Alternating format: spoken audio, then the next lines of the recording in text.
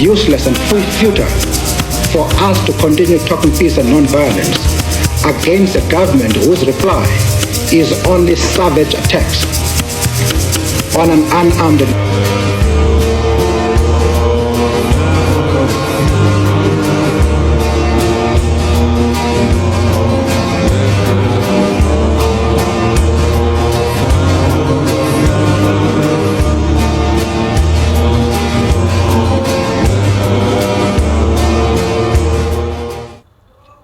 Hello everyone, my name is Adela Dwi Latifa and my true last ID number are 014 and I'm from 2024U.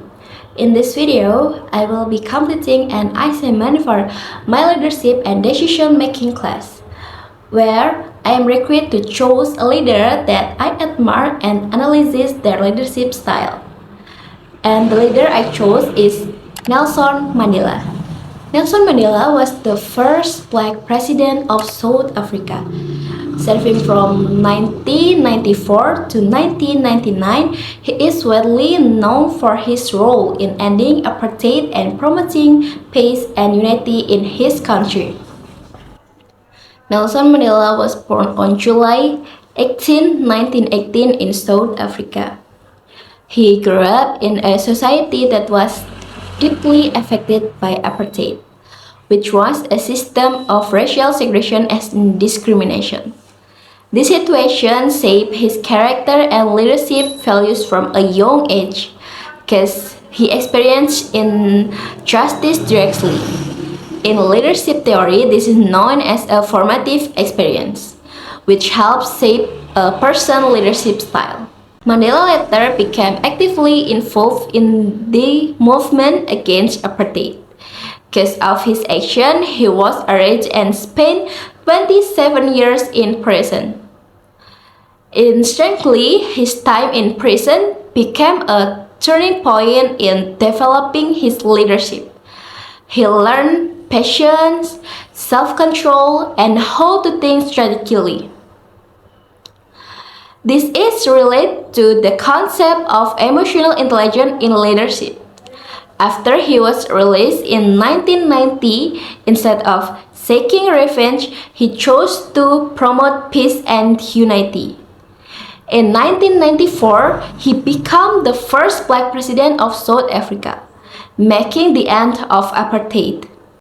And from my perspective, Nelson Mandela's leadership style can be described as transformational, human-centered, and value-based. Transformational leadership means a leader who inspires and motivates people to create meaningful change. Some key characteristics of his leadership include: number 1, inspirational motivation; 2, idealistic influence; 3, individualistic consideration; 4, intellectual simulation. In addition, Mandela also demonstrates servant leadership, which focuses on serving others rather than just holding power. This can be seen in how he always prioritized the well-being of his people. There are several real examples that show his leadership style. First, after being released from prison, Mandela chose to forgive those who had oppressed him instead of taking revenge. Second, he established the Truth and Reconciliation Commission, which focused on healing and rebuilding relationships rather than punishment.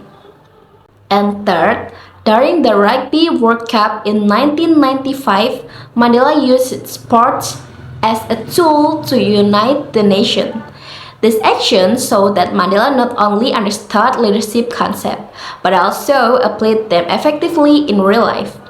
And my understandings of Nelson Mandela's leadership comes from several reliable sources, such as number 1, his autobiography, Long Walk to Freedom, and the Nelson Mandela Foundation, article from Encyclopedia Britannica, and international news sources like BBC News.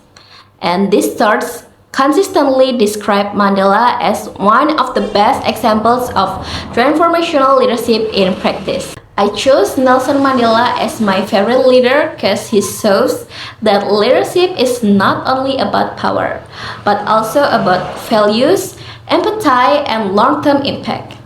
While many leadership rely on authority or control, Mandela showed that empathy, forgiveness, and unity can be even more powerful. In my opinion, this is very relevant to modern leadership concept, especially ethical leadership and human-centered leadership. He also teaches us that a great leader is not someone who can unite difference, not create more division. In conclusion, Nelson Mandela is an example of an ideal leader who successfully combines strength, empathy, and vision. As young people, we can learn from his values and apply them in our own lives. Thank you!